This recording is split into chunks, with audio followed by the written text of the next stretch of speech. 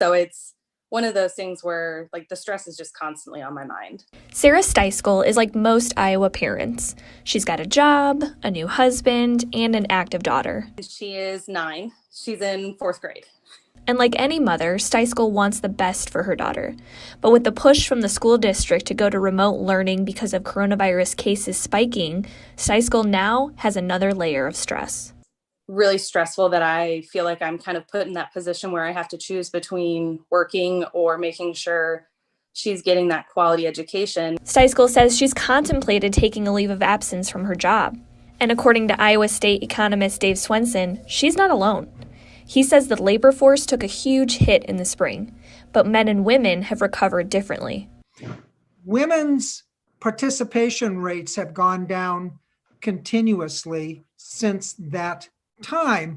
They've recovered partially, but they're still much lower. Swenson says women dropping out of the workforce has real impacts for everyone. And so if we have constraints on that supply, that's going to slow the rate of growth of not just production, but also consumption, because those are incomes that are not being made in the United States. But why are women getting hit harder by the pandemic compared to men?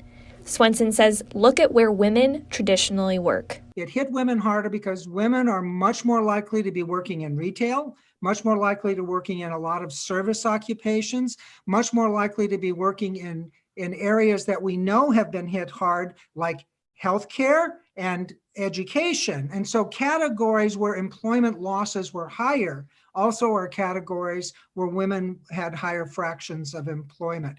As for Sara Steiskal, she says she takes the stress of working and raising a daughter day by day. You know, some days I definitely fall victim to it, where I'm just, peeling back all of those layers of what if I get COVID, or what if her biological father or her stepmom gets it. There's nothing in a decree that has like a pandemic section that says, hey, in the event of a pandemic, you should follow these protocols. Like, we're left with so many questions. And then other days I manage a little bit better, just knowing that this is temporary. Sarah Beckman, Local 5 News, Weir, Iowa.